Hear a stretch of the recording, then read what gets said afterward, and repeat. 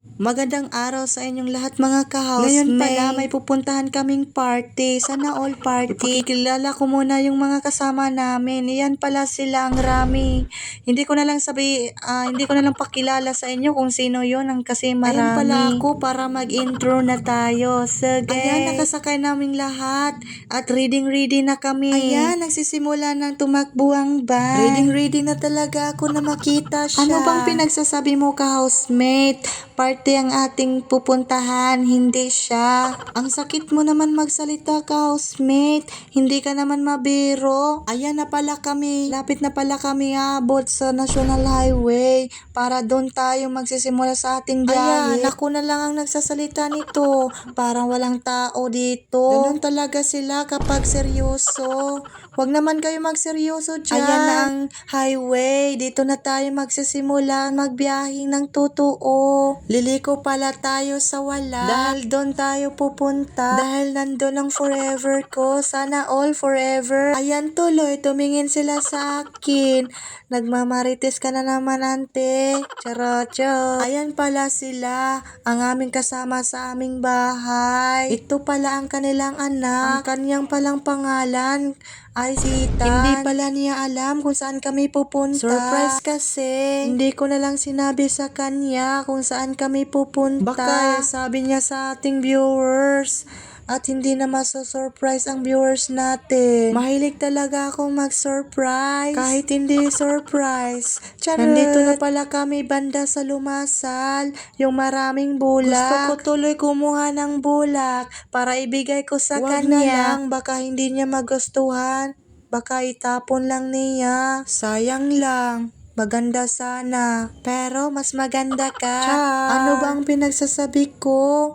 Ako talaga ang pinakamaingay dito sa amin. Hindi ko na lang tuloy na malaya nang huminto kami. Yun pala, huminto kami. Dahil inayos nila ang tulay. Bilib talaga ako sa taong katulad nila. Napakasipag nila. Kahit sobrang init, ginawa pa rin nila para matuloy-tuloy ang biyahe at hindi na maghinto-hinto. Napakatibay at napakaganda ng tulay ng pagmamahal.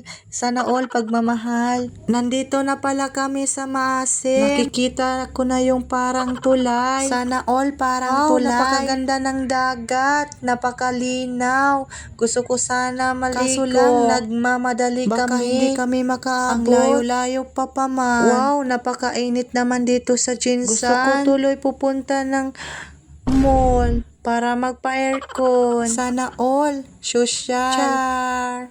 Paunmanhin mga ka-housemate. Pinutol ko na lang yung video kasi napapagod ako at nakatulog sa biyahe. Malapit na pala kami abot. Hindi na pala kami dumaan sa National Highway at iba na pala itong dadaanan namin. At maraming bahay ang aming nadaanan. Napakatahimik naman ditong lugar na to. Para walang tao. Pakaganda naman tumira dito. Ako ay nagpapasalamat sa Panginoon. Naabot kami ditong safety.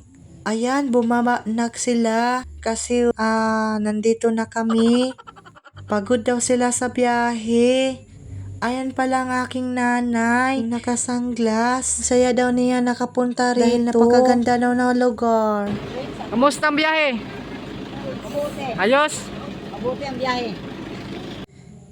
Ayan pala si ate. Siya ang magpakain sa atin ngayong araw. Char! Bago ang lahat, ipakilala ko muna ang ate ko. Marby pala ang kanyang pangalan. Marby Katakutan. Apelyado pa lang, matakot na ako sa kanya. Charot! Pero ang bait-bait talaga niya to sa totoong buhay. Tayo na, papasok na tayo. Wow, ito pala kapag may party. Sasabihin ko na lang to kung anong party to. Baka nainis na kayo sa akin. Baka hindi na kayo manonood sa susunod kong vlog. Sasabihin ko na lang sa inyo kung anong party to para hindi kayo mainis. First anniversary pala ng bahay ni Uncle Lindy. Pwede pala tayo magutang dito. Ito pala to sa Malandag banda. Lapit sa eskwelahan. Paki-follow and like naman sa bahay ni Uncle. Sa kanyang Facebook page. Paki-subscribe naman sa YouTube. Mga ka-housemate, ito pala ang handa nila. Sa mukha pa lang, sarap na. Nagutom tuloy ako. Ito pala ang kanilang office. #bahay ni Uncle. Bahay niya. Ayan pala si ate, may ginagawa. Ang busy-busy. I-chat out muna natin si ate. Ayan siya, hindi siya tumingin sa camera. Ang busy talaga niya. Bago pa to matapos ang video na to, i-chat out ko muna ang hashtag bahay ni Uncle. Dito na lang ako mga ka-housemate. Bye-bye!